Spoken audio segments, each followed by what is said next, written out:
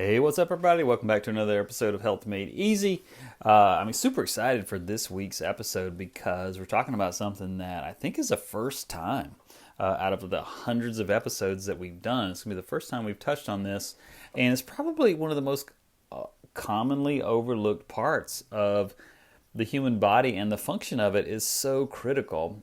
So what we're going to talk about today is we're going to talk about poor lymphatic drainage. So your lymphatic system, how does it become backed up or sluggish, and how to actually help it. So, every day we consume food, water, drinks. Some people consume drugs and medications and other dietary supplements that supply energy and nutrients for our daily activities. Some foods, drinks, and drugs contain toxic substances that must be eliminated by our bodies. The lymphatic system is our body's way, or at least it plays a vital role in getting rid of these toxic substances that accumulate over time. However, certain factors can affect the lymphatic system, causing poor lymphatic drainage. And what we're going to do today is we're going to explore how that lymphatic system is impaired, but also some remedies that you can do. So what is it? So the lymphatic system consists of the spleen, the lymph nodes, the lymphatic vessels that work together to form part of the circulatory and the immune system that removes toxic substances and waste from the body. Everybody's heard of like a swollen lymph node, and this is certainly part of it, but the system drains what's called interstitial fluids containing toxins and waste products from the tissues in the body and carries them through the lymphatic vessels to the lymph nodes, where the fluids are filtered before returning back to the bloodstream. And the lymphatic system also helps in transporting white blood cells to the lymph nodes. And these white blood cells are then transported from the lymph nodes to the bones. So how does the lymphatic system become sluggish? Well, unlike the cardiovascular system, which has the heart serving as a pump, the lymphatic system doesn't have that. The lymphatic system relies on body movements, intestinal activities, breathing, and other actions of the muscles to create flow of the lymph in the vessels. However, the lymphatic system may be damaged, which causes a sluggish flow of the lymph through the vessels. This condition one condition is lymphedema, and can be caused by certain factors, which include something we talked about before, which is a parasitic infection. Parasites such as certain ones like thread-like worms can infect the lymphatic system and clog the lymphatic vessels, making it difficult for lymph to flow.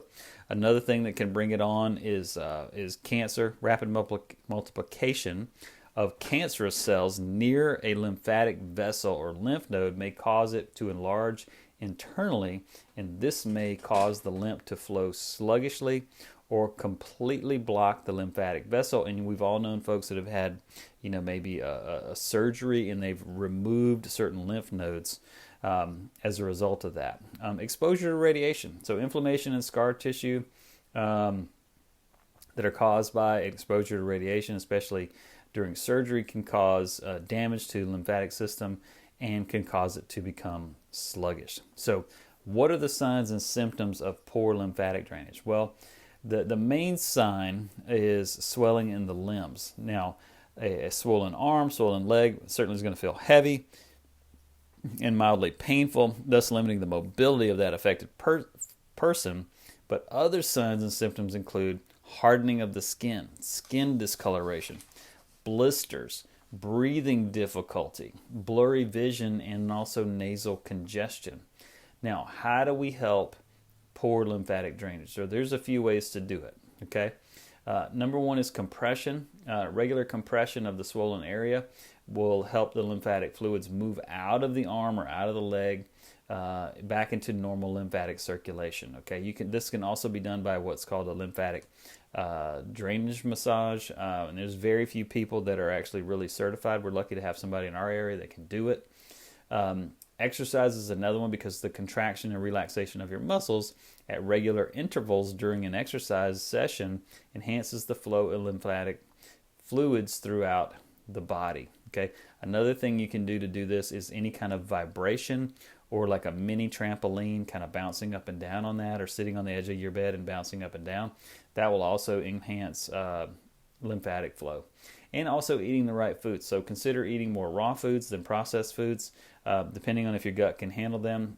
Foods that are rich, like green vegetables, almonds, ground flax seeds, chia seeds, these are very healthy for your immune system. So if you have any sort of signs or symptoms of that, it's certainly good to get acting on it now.